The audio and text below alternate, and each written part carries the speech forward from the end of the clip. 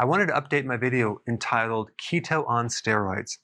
So this is the version of the ketogenic diet that's very, very strict, and it's for those people that need to drop weight, maybe for a wedding or a situation, or you're at a plateau situation and you need to jumpstart your program, okay?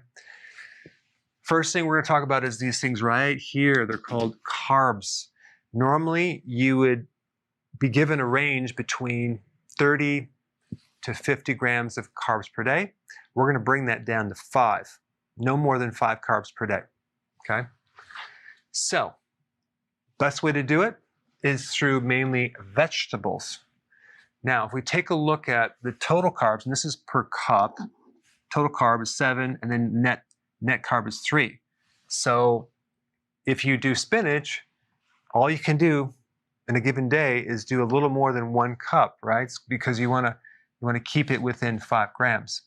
But look at lettuce right here, 0.5. So you could do 10 cups of lettuce. That would be better than spinach. Avocado, you can do a little more than 2 cups of avocado, right? Asparagus, look at that, 0.3. So you can do a good amount of asparagus. Or olives, you can do maybe a little more than 1.5 cups.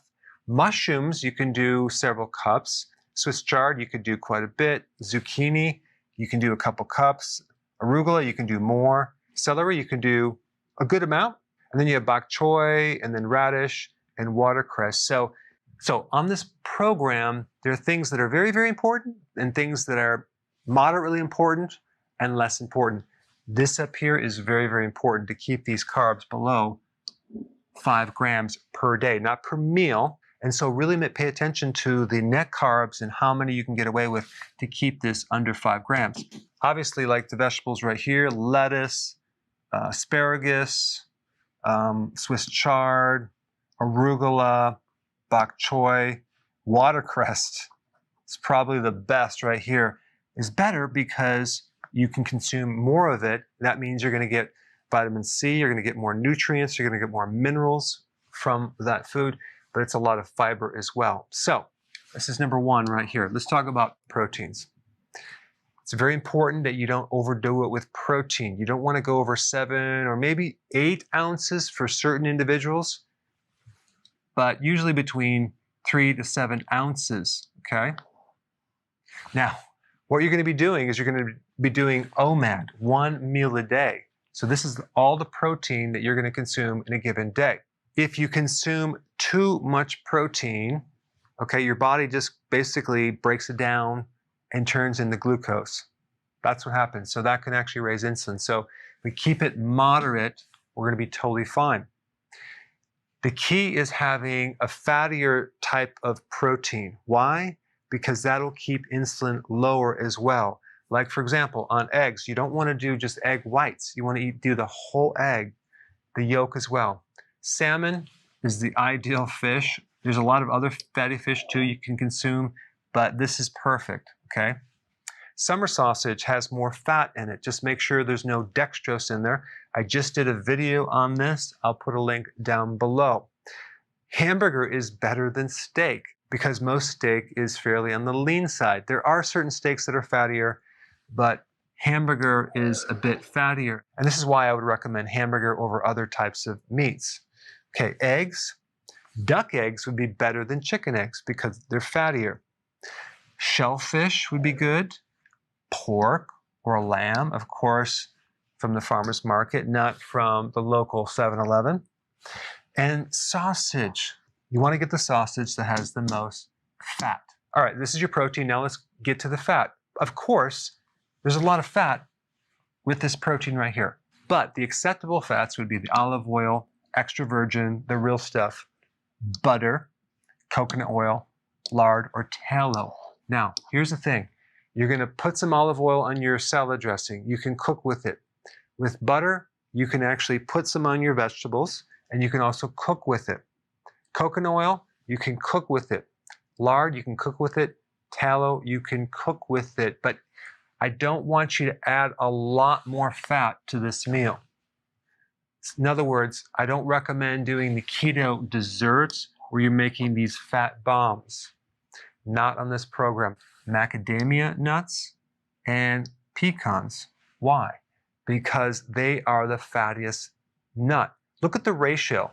It's like 11.5 fat to 1 protein.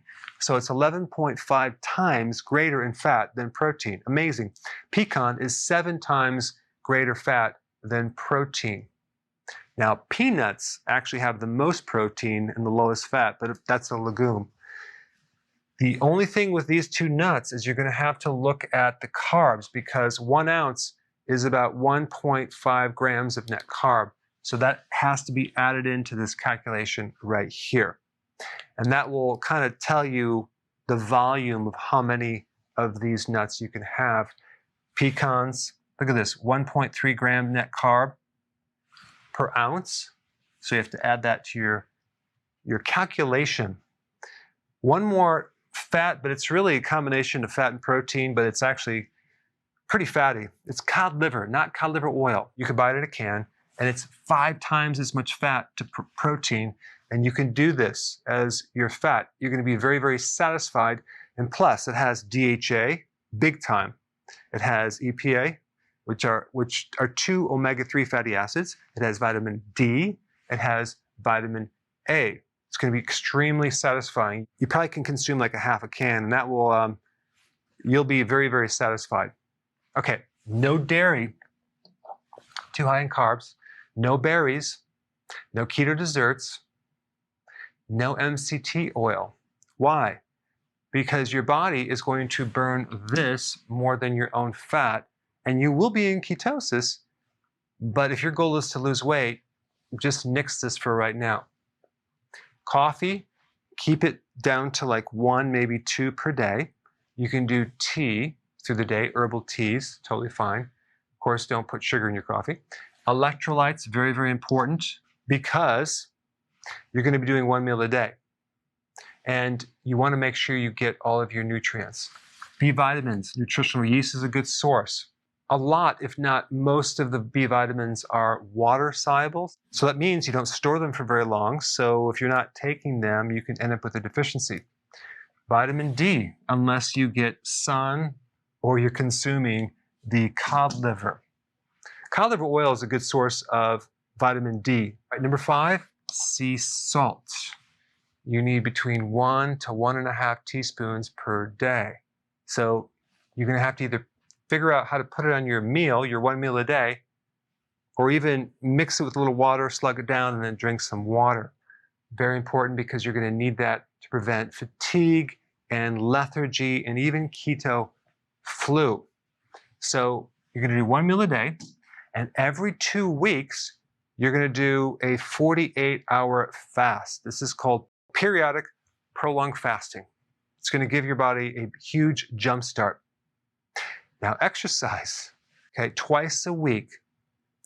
The exercise should be intense. It should be full body, ideally to the point where you're sweating and you're working multiple muscle groups.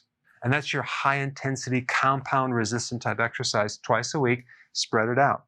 On the off days, you're going to be doing long walks, at least 45 minutes to keep the stress down. Ideally, exercise during your fasting period, maybe like in the morning if you're going to eat at night. It's not an absolute necessity, but if you can exercise in a fasting state, you can really spike that growth hormone. Okay, sleep. This right here is another one of those really important things. You want to go to bed a little bit earlier. I personally go to bed at 9 o'clock, okay? I get up really early, but I like to go to bed at 9. It seems to work. Occasionally, I might even take a little power nap.